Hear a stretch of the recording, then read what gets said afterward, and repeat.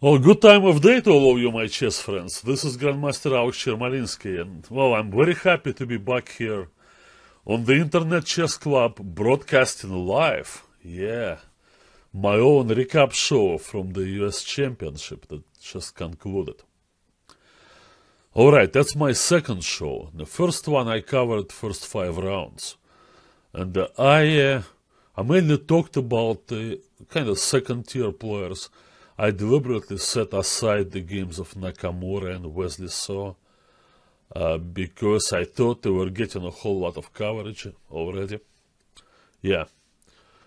Yeah, the tournament is over, and of course there are quite a few things to talk about, and I'm sure I would be very happy to answer your questions. But, well, first of all, let's see how Nakamura won it. Alright, so, by the way, are you guys happy with the audio and the video? Am I coming through okay?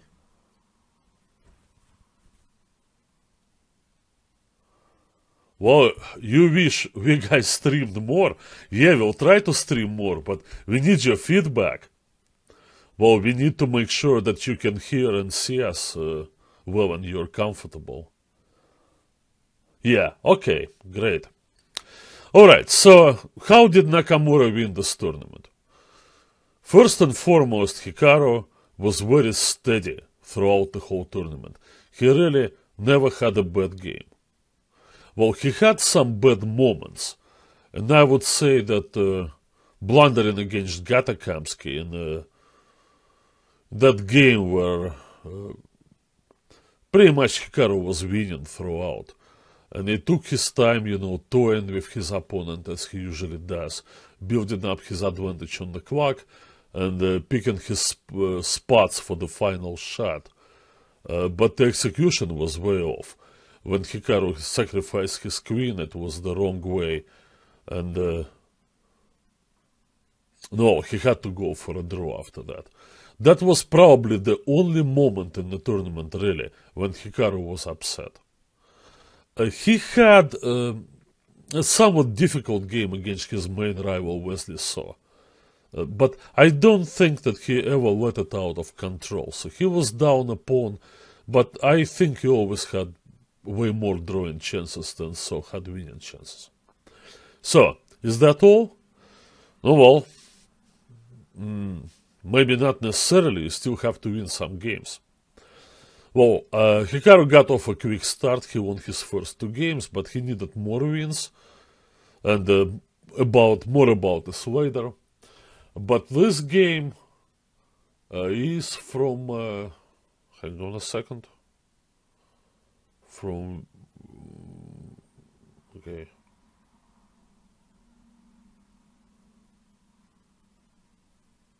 yeah, so this I think from round 8, if I'm not mistaken.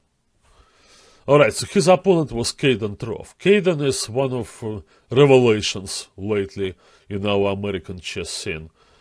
Caden, I think, is only 16 years old, but he's been playing very well.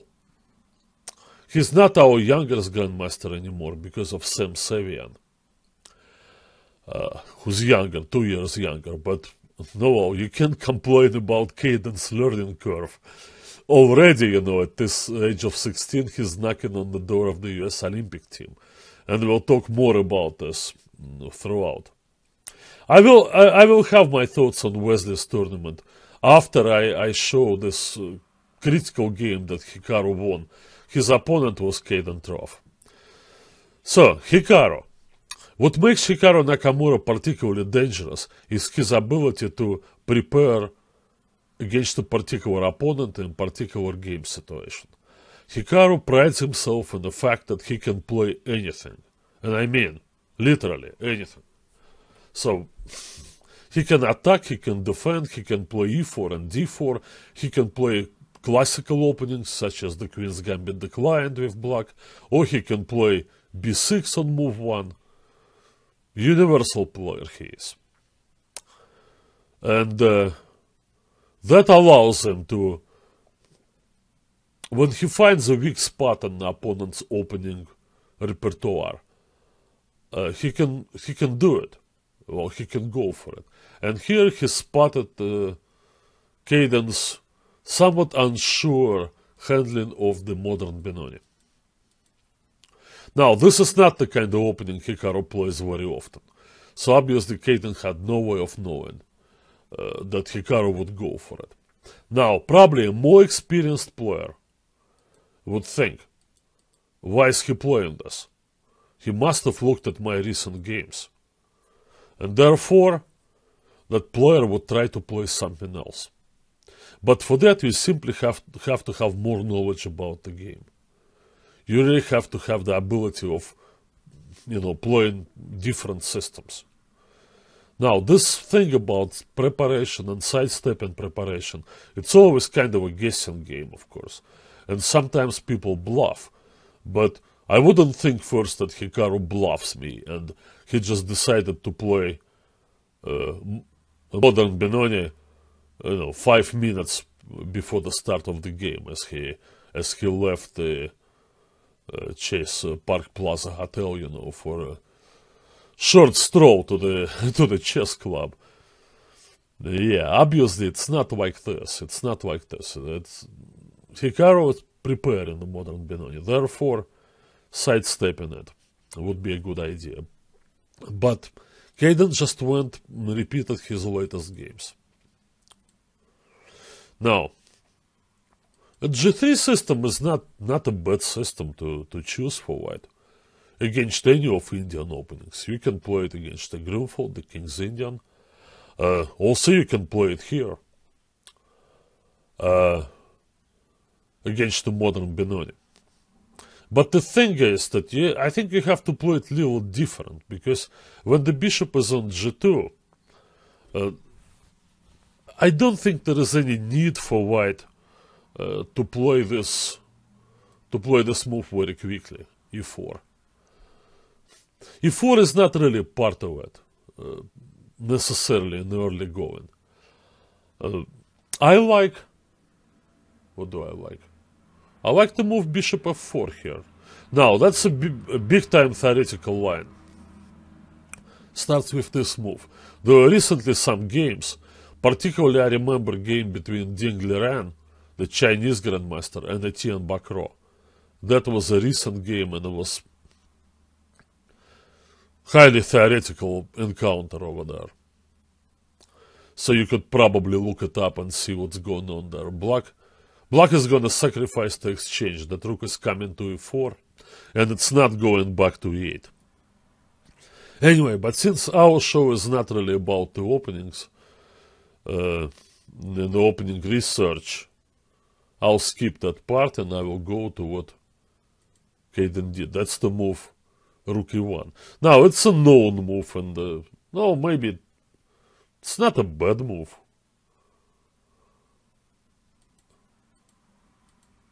But I kind of question this move e4 here.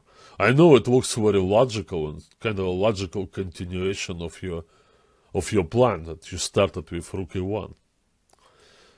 But I still like the old way of playing it more. I think before white plays e4, he should probably get rid of the pair of knights.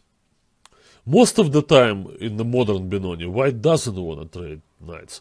And there are some lines where white goes knight a3. But once again, for practical game in this situation, you're going up against Nakamura. He is obviously much more experienced and stronger player. Well, you could choose your strategy accordingly. Clearly he's going for a win. So I think playing this, which has been known a long time ago, since one game of Soviet Grandmaster Lev Pologaevsky, so it must have been 30, if not 40 years ago. Well, his opponent played e5. I think it was Gregorian. And then white comes out with the bishop to f4. Stuff like this.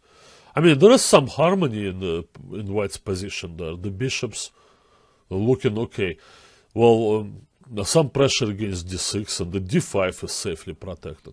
Black will probably go for the standard counterplay like this, but I think it's fairly easy for white to protect that pawn on b2. Now it's going to be entirely up to black how to generate play here. I mean, from this particular point of view, but that is something that Caden needs to learn to do. Instead, e4. Now it's a shaky move. This. Now white is gonna end up, well, somewhat awkward there with the pieces. So the knight is going, obviously is going this way, right, to c4. But for now the bishop is blocked and the rook is left behind the bishop. In the meantime, 2 moves later, you will see that, actually 1 move later, that black plans this invasion to d3 and white has to play another awkward move. Alright, if you're absolutely confident in your ability to conduct positional battles like this, often playing prophylactic moves and going back with your pieces and building up for the future, and you're doing it against the number 3 in the world and the fearsome tactician as Nakamura, well, then you're really aiming for the heights. No, I would say that the player who handles the situation with white against Nakamura is probably a 2900 player. I think Magnus, as good as he is and as good as his record was and is against Hikaru, I don't think he would be happy with this position against Nakamura. This is just too heavy a burden to carry. Now, Caden already played something similar, so I think Nakamura may have had this exact position on the board in his preparation. And there it came, g5, a super strong novelty. Now, obviously it's no revelation, right? Fischer played similar moves years ago. Or keep that knight on e5. Now, white is probably not advised to go f4 right now in this position. His king opens up. So Caden decided to do some preparation for that and played h3. Now, that's moving your pawns where your king is. I don't like this move, and I think I would have probably looked at something like bishop e2. Alright, so looks like white lost 2 moves compared to a normal classical position, where they go bishop e2 and knight f3 in the opening. So that already goes to show that white's position cannot be better, because he took some 2 extra moves with the bishop to come to e2. Yet maybe he's not worse yet. For example, the same plan that Nakamura used in the game with queen f6. Now I ignore it and you go there. Then white can interfere by playing this move, bishop h5. Possibly even go back. Alright, once again, this anti-Nakamura or anti-higher-rated player strategy. Well, if you think it's cowardly and you're not supposed to repeat moves and play for a draw, no, I can assure you, this is all baloney. You know, you do whatever. It's war. All is fair in love and war, you know that. You know, so you play against Nakamura, well, okay, bother him with this repetition things. Oh, for sure he's gonna step away. But if he steps away, you know, then probably you get to exchange this knight on e5. And that's very, very handy. Now, because the knight from d7 is not coming to replace. So stuff like this can be played, and I think white is still more or less okay here. Alright. Yeah, guys, you know, please type your comments, you know. I need feedback. I really do. Now, we'll get to Wesley Saw tournament tumultuous event, of course, for him. After we're done with this game. So after g5, Caden goes h3. I don't like this move. And after queen f6, black continues his build-up. And queen h5. No, not a bad idea. Well, I guess Hikaru was aiming to put the queen on g6, but now the queens will come off. Bishop h6. I actually find it little hard to understand what the purpose of this move was. Unless Hikaru wanted to play queen g7 and then knight f6. So that may be the case. So that's the way to evict that queen from h5. Still, it doesn't seem, well, so threatening. Like, for example, if you play this move and then queen g7, maybe it's time to do this. Oh no, maybe it is loses a pawn now. Oh boy. That h3 move, right? Yeah, you gotta go back and he grabs the pawn. Yeah, that can be good. Yeah, I don't know. I find it hard to find an improvement here. Bishop h6 is unusual move, but I guess it's pretty good. Now, this maneuver. Okay, this move shows that Caden is familiar with typical patterns of play in the modern Benoni, and this knight d1 as a reply to g5 has been known for years. White is trying to put that knight on the f5 square. Also, the rook can come to a3 and protect important squares laterally. So that's a good move. But then comes g4.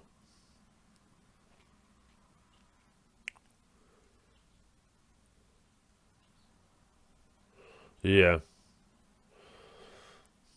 No, obviously black is threatening to take on d2 and then give this fork from f3. So there is really no time to take the pawn on g4. Knight e3 was played. Unusual trade, right? Not too many people give up their dark square bishop in the Benoni. But, no, here it's all about the position of the white queen. Now, rook c3, fine. Knight f6, queen h1. It's probably a critical position somewhere here. Yeah, this point. I mean, the last move black played is obviously aiming for rook h5. Now, if it's rook h5 followed by queen h6 and then rook h2 potential invasion, well, that of course is quite annoying. So maybe at this moment white needs to think that, alright, I must get my pieces into play and start looking at this move, knight c4. Now, this move is not easy to play because aside of rook h5, which obviously, well, black may play, white has to worry about it, there is also the pawn on e4. But I think if knight takes e4 and takes... And what? Takes. Oi, that's heavily tactical. 2 pawns for the exchange, and that rook is hanging, and bishop g4 is coming up. But you know, it's a slugfest, It's a tactical fight. I mean, you can't give up on white's position. White can do things. Look, queen takes d5 allows bishop c4. We get some x-ray going against f7. I mean, the pieces are out. I don't care how many pawns black has. At least white got everything out. I think white will have chances here. I do believe so.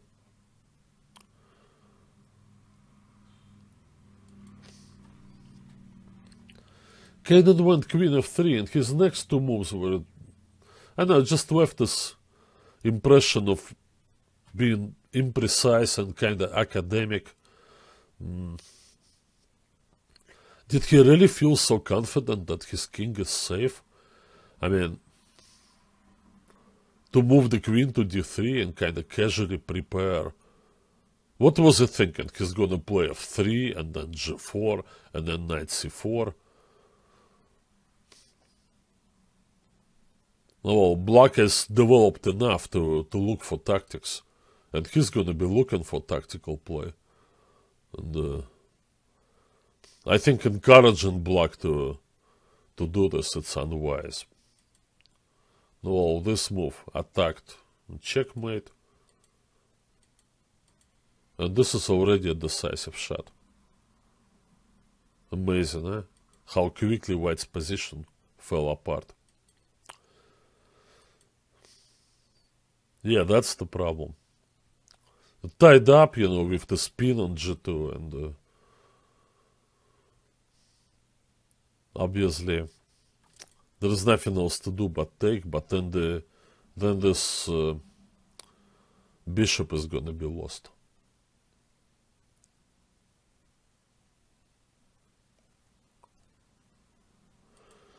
Okay, but on the other hand, what to do? If you go up like this, then I assume this is quite good. Queen takes g3, and most likely it's gonna be mate. At least black easily will get his material back. So the game is over, pretty much. Alright, so I won't bother you with the rest of the moves. He played king e3, bishop g2, and then black's absolutely winning. And Hikaru won this game. That was an important win for him because it got him over to +4. Now, +4 out of 11 rounds can be a winning score in the tournament. It's not guaranteed to be a winning score, but it already puts you in a position. As it turned out, Hikaru needed to win one more game, and that came much later in the last round. In the last round, when his opponent was Alexander Anishchuk.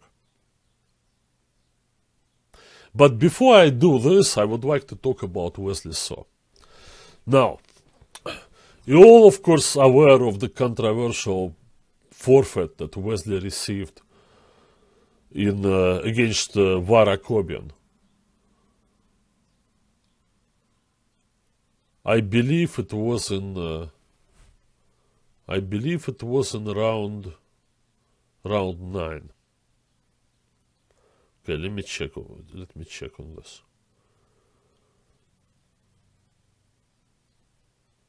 Yeah, I believe so. Yeah. Well, as the story goes, Wesley was taking notes, not chess notes, just notes, personal notes, writing words of encouragement for himself on a piece of paper, not on his score sheet, that he kept under his score sheet. I mean, there is a rule which has been in the books, FIDE books, for as long as I remember myself, that states specifically that players are not supposed to be taking any notes during the game, and they can only use their score sheets for writing down their moves. Now, that rule has always been broken and kind of neglected. A lot of people kept the timing of the game by writing down how much time they spent on this or that move, and keeping the total track of their time management. Now that thing is supposed to help you with your time trouble. Also, time trouble addicts, knowing that they're going to end up in time trouble no matter what, they would, at the start of the game, draw a very, very fat line, at move 40, indicating where I need to get, this first time control. And some of them would start kind of reverse countdown from move 40, like next to the line of move 39, they would write 1, meaning one move left, to move 38, 2, and so on. And sometimes that this countdown would start at like at move 25. Now,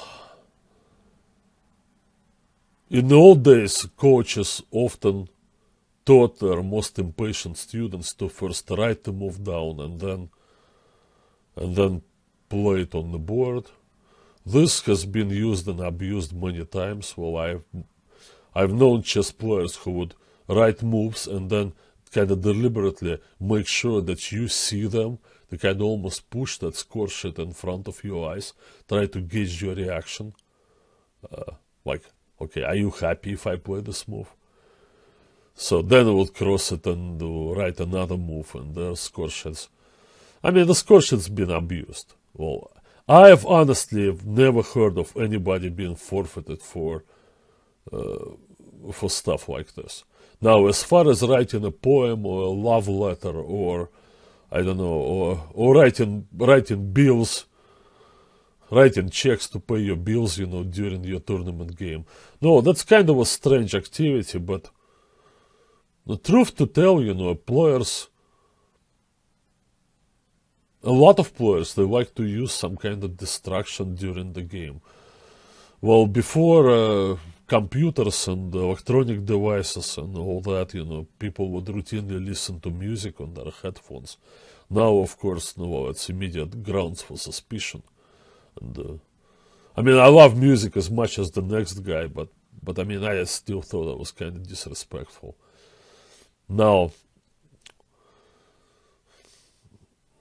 I don't know, like, they used to have those tournament bulletins printed out and they put them on the table for you to read, whatever. But I mean, some people read them during the game. Well, there was a controversy once at one tournament when the one guy said, oh, he's reading about our position because there was a game in the previous round that went exactly in the same line. So that shouldn't be doing this. But I mean, I don't know. There are always things, you know. They put you things to read. Why can't you write? I mean, this whole talk that a player would write down some variations that will help him to calculate so he wouldn't forget what he calculated. Can this really be applied to Wesley So? I mean, seriously. I think here what happened that somebody complained initially. I'm sure it wasn't Akobin, because it had to happen in one of the prior rounds. Guys, what did you think about it, you know? Please tell me something. I'll continue on with the story. Yeah. Must have happened in some previous rounds, and he wrote something, and who would complain about this? So the guy writes something, you know, what kind of... And besides, you know, the arbiters, they said they warned So not to write anything. But why would they even warn him not to write if he writes, well, watch time management, be brave, or I don't know, well, I don't know, don't forget to wash hands, you know, and use the bathroom. Why would they take an issue with this? So the guy is writing some little notes to himself, you know, like, what is the problem, you know? What kind of person should you be as Wesley's opponent, you know, to bring this up? And what kind of person should you be as an arbiter to even make an issue out of this? You say it's against the rules. I just gave you many examples of what always was against the rules, and no arbiter in my memory would ever take any action against the player. I think here, you know, they really went after Wesley because, I don't know, because maybe they didn't like him, maybe he thinks that he's threatening Nakamura's supremacy. Nakamura doesn't need any help. He proved it in this tournament. Well, I think, you know, that the organizers and the arbiters in this tournament, they really dropped the ball with that. And it's not accidental thing. I suspect a malicious intent, you know, like against Wesley So. And I really despise this. So that's my opinion. Well, the arbiter had no business telling him what the next action would be, you know, because it's not the job of the arbiter, I think, to interfere with this kind of stuff. Yeah, maybe it was written in the rules 70 years ago. There are many things that are written in law books, and people never prosecuted for that. So the guy writes little notes to himself. Let him be. I don't know about Kasparov's point of view. I know that Kasparov said something about it, but I deliberately decided not to look for it because I didn't want this to kind of affect my own point of view. All right, Wesley So. Now, what? However, well, if the arbiter is like this, and they clearly, like got on your case and all that, it happens. Sometimes you're within your rights, but how far are you gonna push it, when against law enforcement? When you pulled over, and the cop tells you were speeding, even if you were not speeding, is it really wise, to argue with the policeman? Read the news, what the cops do to people who argue with them. Now, same thing there, okay? Well, if they are like this, well, is it really wise, to continue doing this? Maybe indeed you have to, bite the bullet and stop writing those notes. Well, this would not make the arbiters right, but it would probably be a wiser thing to do for Wesley So. Now, I suspect that he was in some kind of a shaky psychological state. Oh, Kasparov said those kind of rules were pointless. Oh, of course, because they never prevented people from using their score sheets. I myself, okay, I never wrote this times and all that, but quite a few times I was looking for threefold repetitions, either trying to claim or avoid, and I would circle some moves on my score sheet because it would be the same position. Like if same position occurred twice, I would have this move circled, so I would know if my opponent or we could walk into a threefold repetition. Now that would be against the rules too. I mean, right? I was using this. I was taking notes to help me actually in a more direct way than I write. Oh, I'm beautiful this morning. Or I'm having a great hair day, which is absolutely harmless stuff, no. Yeah, so, but about Wesley's tournament, there was something off there. There was something off from the very beginning, I gotta tell you. There was something off. His play appeared forced, strained, and somewhat unnatural. I can only speculate of what caused that, and I do possess some information, but I don't think I'm going to exactly reveal it or go into deep into this. Like there are some people who write blogs and they speculate on this. Like what's going on in Wesley's personal life now, but it just appeared to me that he was somehow not himself, not to Wesley So I met and played against at the North American Open. Were you asking me where I'm from? Were you some kind of immigration service? Or what, you asking me for my papers? Come on, guys, just stay within the debate, that's within the parameters of our debate and the topic and conversation today. Don't move it into some other areas. All right. Yeah. Somewhat, the way he went after Sam Savian in round 3, I don't know, there was, I think, too forced. It's not really Wesley's style. He took excessive risks and had to work real hard during his games. I think there was some kind of lack of balance, over there in his play. Maybe he was affected by the fact that everybody was looking up to him. Okay, this guy is gonna compete with Nakamura, but no, compete with Nakamura, but it doesn't mean that you guys gonna win 8 games against everybody. No, 10 games against everybody else and may draw each other and finish for the first place tie with 10.5 out of 11. It's not going to happen. It never happens. It's like Aronian thought, okay, I have to compete with Magnus Carlsen, 2013 candidates tournament in London. And then started losing games. And so did Magnus. Well, Wesley could not pace himself throughout the event. Now, this is a good example. That's the previous round, before the day when he was forfeited. So he's playing against Conrad Holt. Now, Conrad is a kind of heavily theoretical guy. Okay, the Grunfeld here, and he plays this bishop. Knight c6 is quite a rare move, but it has been played. Usually here white castles long. I mean, actually white had success. I don't think that bishop g4 is the best move in this position, but of course things change. The last time I looked, I didn't think that black should play bishop g4. I always thought that they should go like knight d7 here.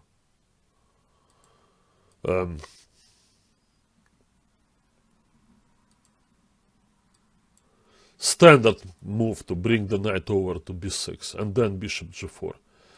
But after bishop g4, maybe Wesley was preparing for castles long, although white, I thought, was doing well, but came d5.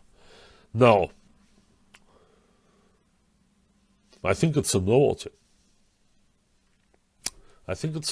But how dangerous is that? I'm not sure. I think Wesley simply blundered here. I don't think he saw the entire idea. The idea is strangely to go after this bishop. As strange as it seems, but I understand on some level why he didn't want to take on f3, because in such positions, when e4 pawn is better protected, white will probably castle long. And yeah, because this bishop is gone already. Also, black is unable to play stuff like after this and this, like return with the bishop to d7. That could be useful. Here, of course, the pawn structure is broken up, but white is thinking of going for the attack. And of course, the position of the black knight on a5 is very unfortunate. So some kind of bishop d7 followed by b5 is usually what black does in such positions, coming from this variation, or some other variations that may transpose into this kind of position. So it's understandable why bishop f3 was not played, but still, I think there was a blunder involved here. e5. Alright, you cannot move that knight away, because your bishop's hanging, right? Now, you can play queen b6, one move to interfere with the proceedings. That was interesting. On rook b1, maybe to play bishop f5. But the problem with this, that white always has this tempo. You would like to keep your queen on the b file, so you take the b2 pawn after you either took the rook or forced the rook to go away. But the move bishop e3 is going to push the black queen away. So maybe black is only going to get two rook and one pawn for two minor pieces. And maybe it's not enough.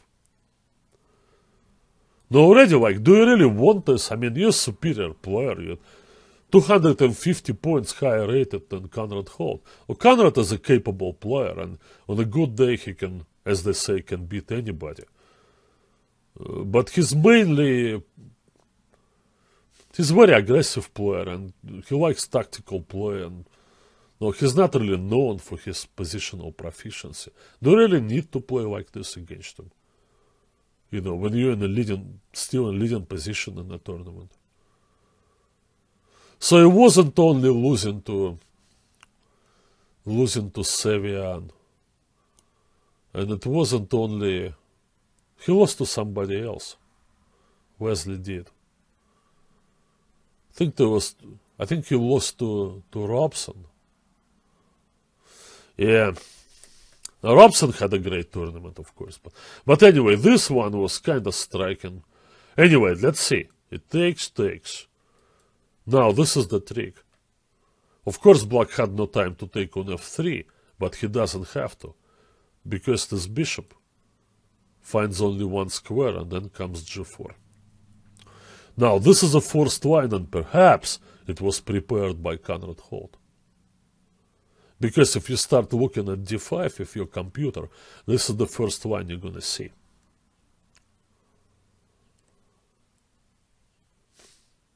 Oh, nice. A Russian message. Thank you for your expression of...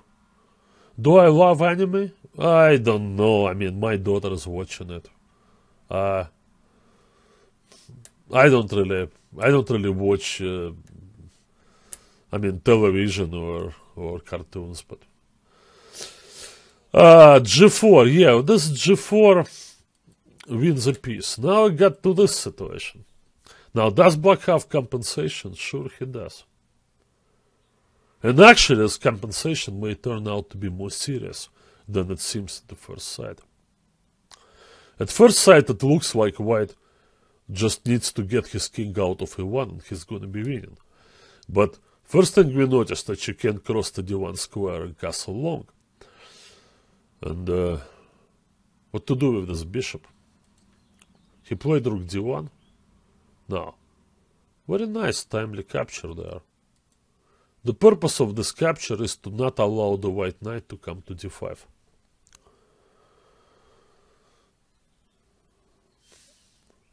Okay. Now, this kind of talk, I see in chat room, well, I think you're gonna lose your membership. Well, banned, well, obviously. Well, funny, that the guy comes in, to a chess show, starts talking about his body parts. All other outlets are closed now. Isn't that ridiculous? Goodness me. Amazing. Yeah. So in this position, queen f6. Now, the queen comes in support to the f-pawn, and we're looking at f4 now. So bishop takes c3 was very nice. Eliminated the knight from d5.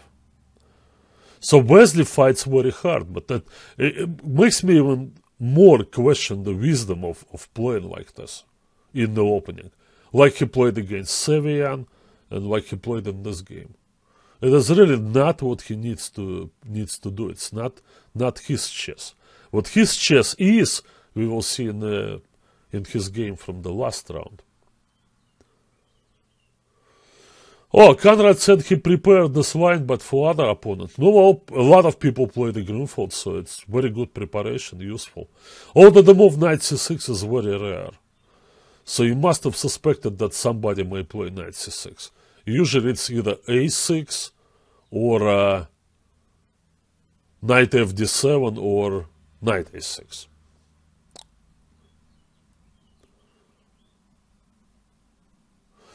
Well, the white queen returned to a4. There are actually, I think it's the best move.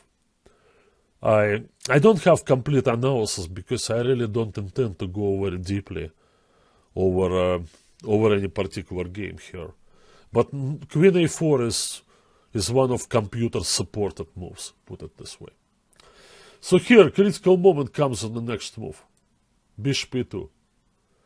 b5. No, well, b5.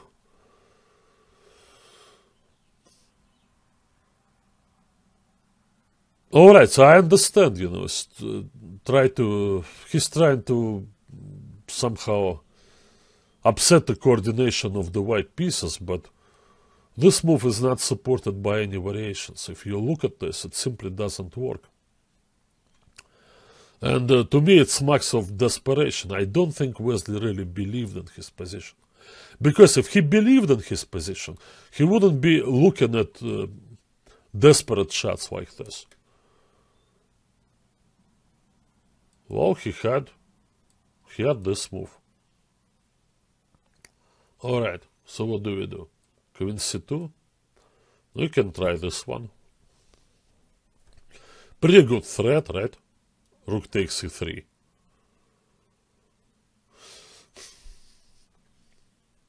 I mean, if white gonna go king d2 here, no, well, that, then, alright, and that's the game. Let's do this. And prepare this welcoming committee with some knight b4 or whatever in reply to king c1. Yeah, we can do this. And capture on c3, knight a2, and all that. Obviously, tactics will flourish after king d2. Maybe king d2 is not the best move, but strangely, black has play. So I don't know if it's really totally legitimate compensation for a piece, but in practical sense, I think it's good enough. I mean, it still doesn't mean that Holt's preparation was wrong. I mean, white's all right here, so what Holt did is playable. But also black has counter chances. b5 is, I don't know what b5 is about. So he plays b5 and just nothing. So he didn't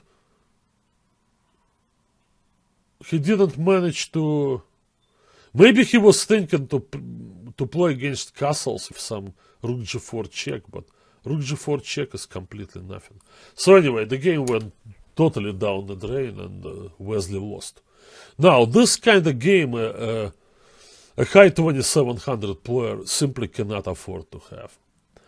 Now, Nakamura realized that a long time ago. That's why he's been successful keeping his rating up, and that's why he keeps on getting invitations, and gradually with time he improves his game, and now he's number 3 in the world. Now, if Wesley came to compete with Nakamura, but he should also learn from Nakamura. And what he needs to learn is to keep his emotions in check and approach every game professionally. Losses like this are too costly. Now, this year is going to be the first year when Wesley so enjoys his fortune and fame. He's already on his way to Azerbaijan for the Gashimov Memorial. He's going to play some other tournaments. But he's got to keep his rating up, you cannot allow to drop out of 2770. All these invitations may dry out. Okay. Other players. I already talked about guys who weren't having a good tournament. Akobian was among them, but Akobian, he's a steady, tough player, so he eventually improved and recovered his tournament situation. Obviously, getting a free point, from Wesley So went a long way to help him. Yes, I will be there. I think I'm going to be there for round 6, but for the Gashimov, yeah. So I'm thinking, Akobian. No, well, it was useful, helpful for him, of course. Now, once again, return to the controversy. Would you accept a forfeit? But, I mean, it really takes... you gotta take a stand, and you're taking a stand not for fair play. You're taking a stand against the organizers. You're taking a real stand against the organizers and arbiters. If you say, forget about it, I'm not going to get a cheap point like this, you forfeit me as well. Yeah, well, maybe you could do this, but I mean, I can't really blame Akobian for not doing this. Well, what I could blame him, for, going to the arbiters and saying, oh, he's writing some things again. Well, if he did that, then I think that's low.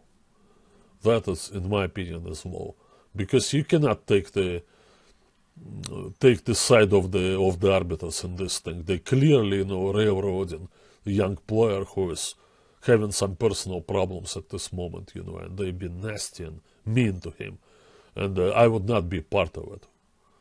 But no, well.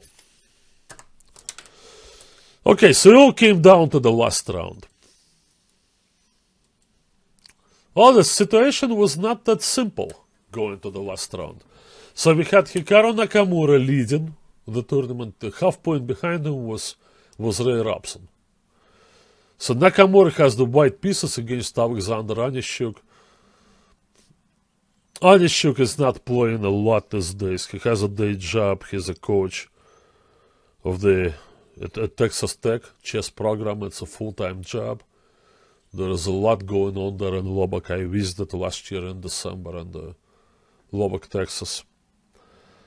So there are a lot of things to do. Alexander simply has no time to travel and play a lot. So I think he came to the tournament without any great expectations. I spoke with him and I told him, well, yeah, you're probably going to be somewhere between +1 and +2. And then I don't know if he was disappointed my prediction, but that's exactly where he was. And I told him, that's going to be good enough to compete for third place.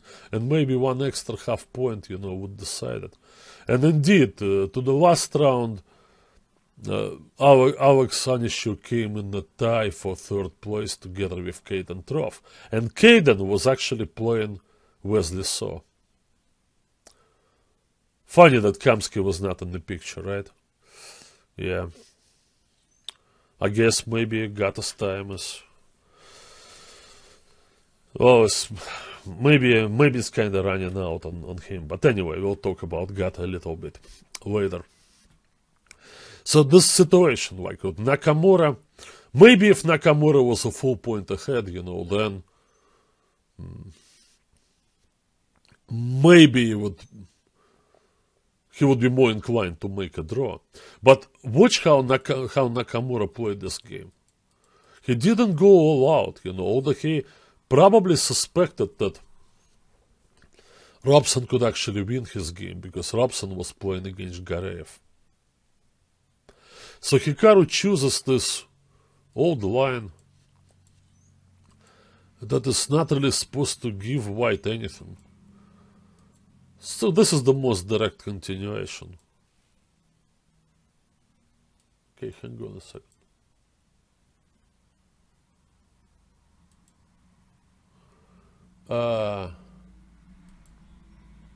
Yeah.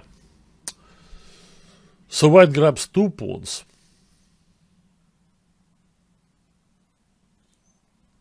But he's gonna lose b2. I think in this position, white just doesn't have time to protect the pawn.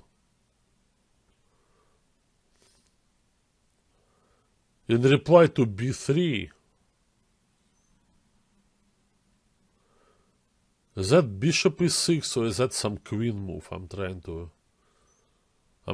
recall. This threatens rook b6. That already is troublesome because you don't want to go to a4. Anyway, so Hikaru safety first, He castles, gives up the pawn and goes to the endgame. What about this choice for the critical last round game? Already at that time, 14 moves into the game, the other game referring to Gareev-Robson, black was already winning. So what was Hikaru doing? Now Hikaru made sure that no disaster happens today and he doesn't lose and just give Robson the championship. Now Hikaru thinks if Onishuk plays well and defends this position, which by the way is not very, very difficult to do, and it's pretty much what Onishuk had done, throughout his entire career with ease. Then okay, fine, then we're gonna have a tiebreak for the championship. Hikaru obviously believes in his ability to play this rapid blitz or whatever they play. I forgot what the rules called for, or some kind of decisive game when they bid for time controls. It doesn't matter. Whatever it is, Hikaru would be ready to do this. So that's his choice. Now, how often a wise strategy like this get rewarded and get even more of a reward as it happened in this game? Some people, they have the sentiment, oh, that's calculating things, that's just being too pragmatic and Yes, two rapid games. Yeah, thank you. So that's being too pragmatic, too calculating, and no, well, that's what it takes. If you're not result oriented and you don't get the results, then at best, people will be talking about you like the misunderstood genius, and they say, "Oh, I feel sorry for Chucky. Poor Ivanchuk is such a genius. Never played a world championship match." Well, I don't know. Did you ever think if Ivanchuk asked to be pitied, and then does he need your compassion? Maybe it doesn't.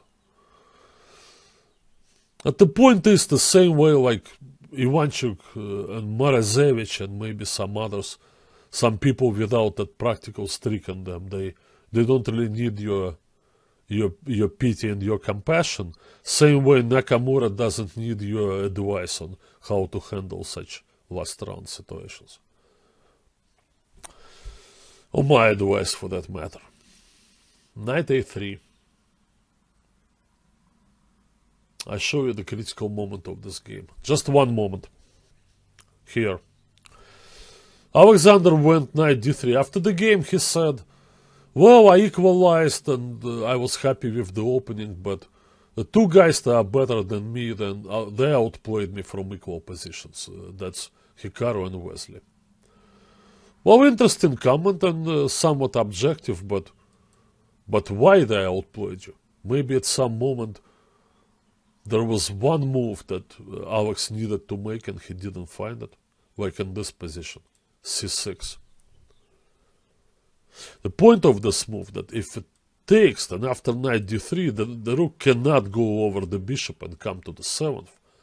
And moreover, after a take on e5, the bishop had moved from d5, so even a2 will come under attack. So looks like black is just going to get all the pawns and never going to be at any disadvantage. Oh, c6 was a great move. If he only found c6. On this line, no, the a2 pawn is going to be gone. I doubt that white is going to be able to get 4 against 3 with the knight against bishop. The knight is totally out of play. Oh, I don't think so. I don't see white winning the pawn here in this line. As it turned out, this was played rook c7 and white. That bishop b3 was a very nice move. Get the b pawn instead of the weak a pawn. Now the b pawn is also weak. But Hikaru shows his skills in technical play. And very interestingly, that after the game,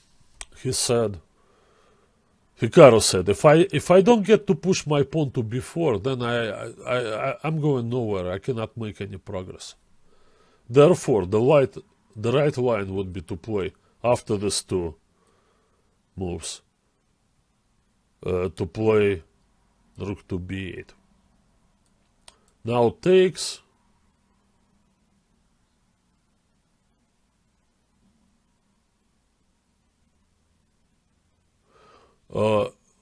Okay, let me do it this way.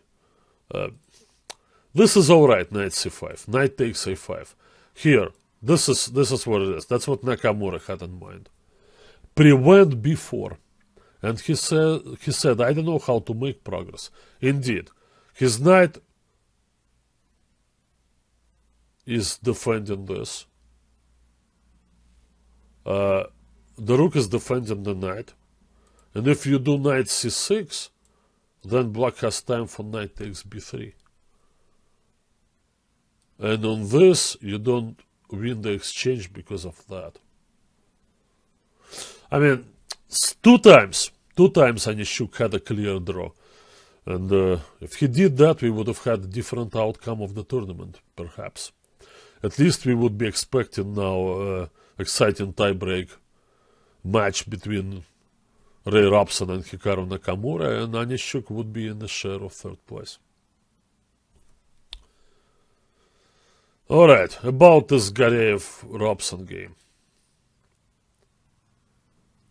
It's ridiculous that game it was. Now, with Timur Gareev, a talented guy he is, and I like him on a personal level, but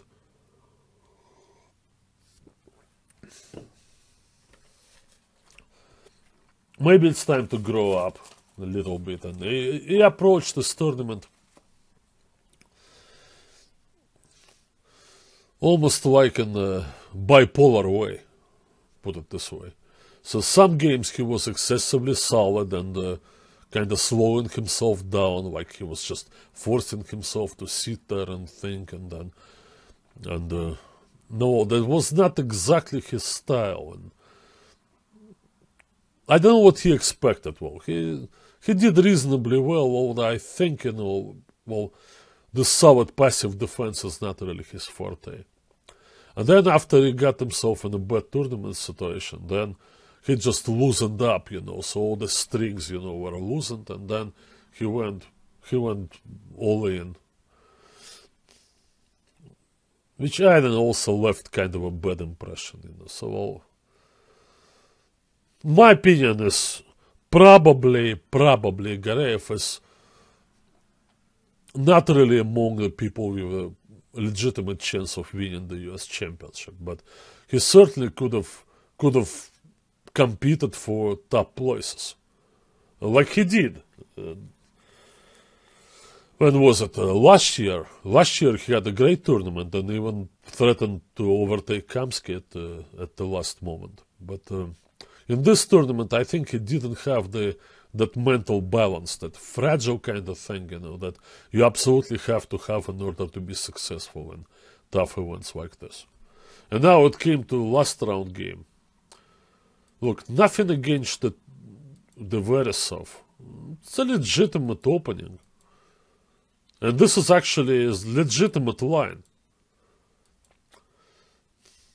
But if you play it, it's after 6 moves. You have to know something about this position, right?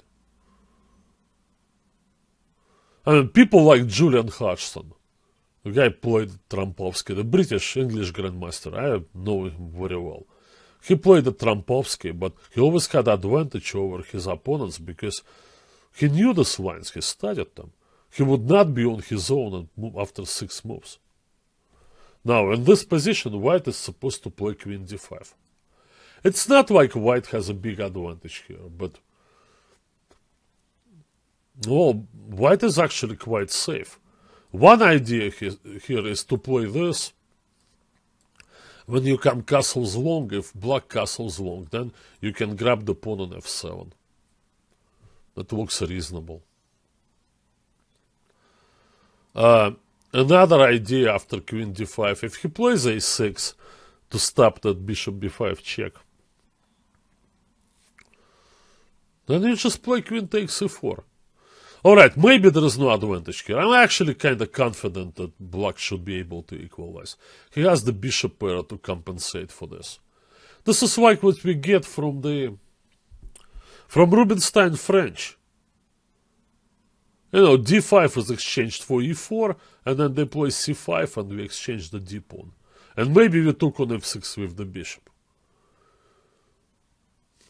So, while the opening, of course, is unique and the move order is weird, the resulting pawn structure is nothing really new. Instead, bishop b5 check, a4. Already I don't like this, but black plays this move, and now rook a3. Oh, I see the purpose of this move, which is to stop a takes b5, because the rook now is protected. But I mean, black will simply develop. I don't know what white is doing here. So, well, it's worse.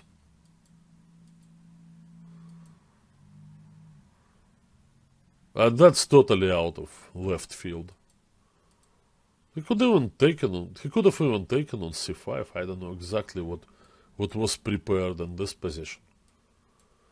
Black is up a pawn with the dark square bishop on his way to win the game. Yeah, there are always practical chances, of course, but No, I'm not sure that the player who turned this position, right,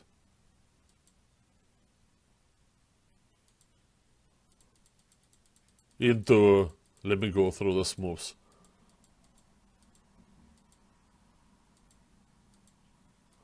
Into this mess, only in 11 moves. What makes you think that on the next 11 moves, White is going to play better than his opponent and will be able to generate chances and counterplay out of thin air? I see no reason to believe so. I think Gareev just showed up, and played some moves now. I don't know. Now, they always say, well, if you give more money there, if you increase the price fund, then people will play better. But no, I never believe that necessarily is a direct correlation between this. Not play better, I mean, or take it more seriously or whatever. There are always this knock that, well, in round-robin tournaments, some people who can no longer do anything, they just coast through the rest of their games, and then what's the cure? Give more money to these places from the bottom of the tournament table. They're pretty good money, by the way, but it doesn't seem like it would necessarily motivate the players who have in a bad tournament to fight, scratch, and claw for every half point. Most of the time it doesn't happen anyway. Yeah, and okay, I'm running slightly over the limit, but one more thing there. Important game. How Wesley So responded to all this. In some ways, like you may say, all right, he learned his lesson, but and that was a good lesson for him and all that. But that kind of assumes that some kind of benevolence on the part of the organizers, which I don't subscribe for, and who the heck appointed them to be the people to teach Wesley So a lesson? Either his father? Anyway, but Wesley did respond well to this whole thing. After the forfeit, he found himself at 50%. And what he did after that can only be admired.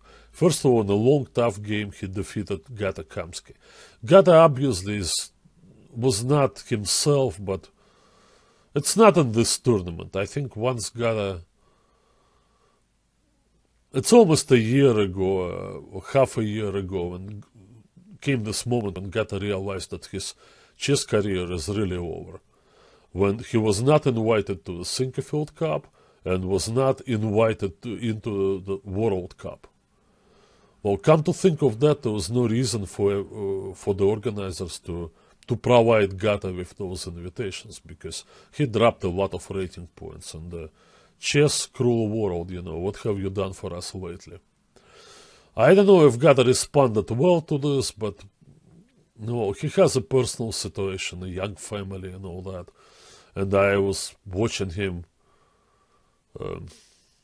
playing some tournaments, open tournaments in the US. It is kind of sad, when a man kind of completes the circle that he started 25 years ago, when he was traveling and playing those tournaments as a young boy together with his father. And now he's doing the same thing now as a 41-year-old man with a wife and child. I'm not sure it's son or daughter. I mean, I don't know, but that's part of a more general discussion. I think, I think Gata will eventually find something else to do rather than go to those opens. But he did, and I don't think it really helped him to prepare for this tournament, because playing those open tournaments is totally different thing, from a round robin, even the US Championship. So I'm not sure. His openings, the London system, reverting, to safety of childhood, I should probably, invite Gata here, have him lie down on the couch and, charge him $400 for this session, and then he can talk about, his childhood love for the London system and how he's seeking comfort and, I want to be Gata's shrink. Anyway, not impressive tournament from Kamsky, honestly. Well, he had one good game and he really pulled himself together and defeated Robson. That was at the moment when Ray was already among the leaders, and there was a chance for Gata to get there and compete for top places, and maybe even probably not compete with Nakamura, but it didn't happen. And then the last round game by Wesley So against Caden Trough. Caden was half a point ahead of him. And Ty Grunfeld. Now, this is one of those anti-Grunfeld lines. Various Queen A4 checks and with or without the exchange on D5 first. Essentially, White is going for some kind of a Grunfeld position, but he just wants to avoid theory, because the theory is so deep in the Grunfeld that if the opponent knows it well enough, then there are going to be hardly any game left when he's done repeating, playing the moves that he learned in preparation. Yeah, this Queen A3. Now that's interesting, it's possible. Now C5, a pawn sacrifice, known in theory. I haven't seen an example of this sacrifice being successful. Seemed like White grabs the pawn and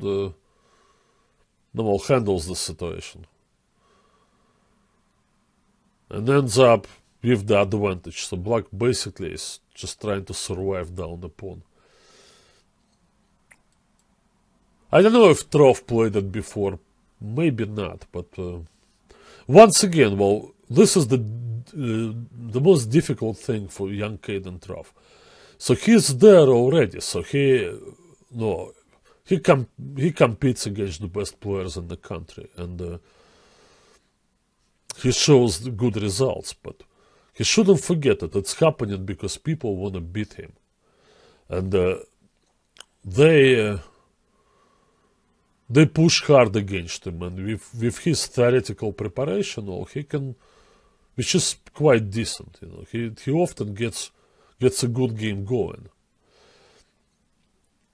But things will change now because, well, he gained a lot of rating, and now people will be approaching games against Caden Trough more carefully. And he simply needs now to learn to play in this situation, when he's not the guy whose job is only to return the ball to the other side of the net. So he's supposed to do things on his own and kind of lead the game somewhere. And so far the only thing he knows is to go along the most, kind of what he prepared and most direct continuation. So we already saw it in the game against Nakamura, and now he does it again with C5. I don't like this move. I think Black should have played knight C6 in this position. To me, like an attempt to play E5 and knight B4 is more logical than moving the C pawn. Anyway, C5 takes knight C6. And I don't really know what went wrong, and knight C4 looks logical.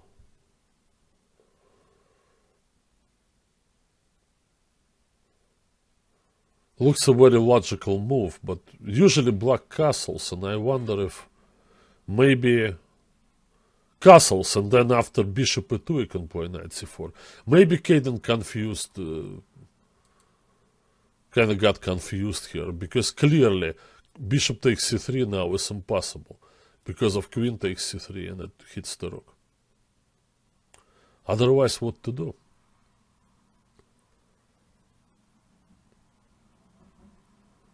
So he played this move queen a5, which is tactically a correct move, but the resulting position is quite suspect, because not only black is down a pawn, also the knight on a5 is in bad shape. I don't know. Well, I don't want to sit there and say that c5 is a bad move, this pawn sacrifice. No, it has been played by some good players, although without great success. Well, maybe the book is not out on this, and well, still some room for improvement, but I yet to see a successful example of that. Clearly here, knight c4 was played one move too soon. Now after bishop f5, white's clearly better here, extra pawn and the bad position of this knight. I mean, it could be okay if the knight could go to c4, but the bishop is there. Now, one line that I tried to improve for black, line with which I tried to improve for black, was f6. But now I don't know if you want to give up that pawn. But if you don't, there comes this.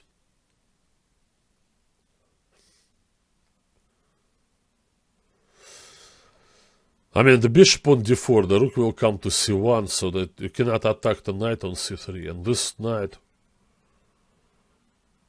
I mean, go back to b7. That's what happened in the game. But one attempt here would be to play this, right?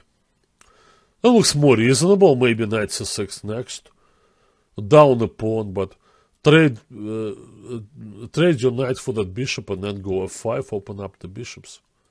I think white has a strong move, knight b5 here. Threatens that fork on d6 and hits the pawn on a7. Yeah, white is better here. So anyway, Kanan didn't do that. He took b5, b4. No, he just down a pawn. Well, it took some 22 moves for Wesley to convert, but he played very well. I think this game, if you play it over from beginning to the end, you will see the real Wesley saw. And the game against Kamsky. What we saw when Wesley saw played against Holt, the game prior to that fateful round when he was forfeited. And some of the games he played early in the tournament, I think Wesley should not be doing this. Well, if he follows this game and this kind of model, you know, and for this kind of template in the Gashimov Memorial, then I think he's going to do quite well over there. Okay, guys. So, US Championship is in the books. I didn't say anything about the Women's Championship. I congratulate Irina Krash with her 7th or 17th title. Well, many more to come. She is the best female player in the United States, and she's really someone to be admired. In the men's event, Hikaru Nakamura has captured his 4th championship title, and I think he has a fair chance of winning more of those, depending on how busy a schedule he has. Ray Robson, which I feel that I did not talk enough about Ray. He really elevated his game, and I think he's a legitimate number 3 in the country now. As Anishuk and Kamsky kind of, dropped down a little bit. So Ray gets 2nd, and 3rd place for Wesley Saw after his roller coaster event. Alright. No, always there are winners and there are losers, but well, good luck to everyone in next events. Alright, so all eyes now for the Gashimov Memorial. We have the American representative Wesley Saw, and of course Magnus Carlsen, and we'll be watching this tournament. I believe the first round is on the 17th. With that, I would like to thank you for staying here with me. This was Grandmaster Alex Yermolinsky. Have a good day. Bye.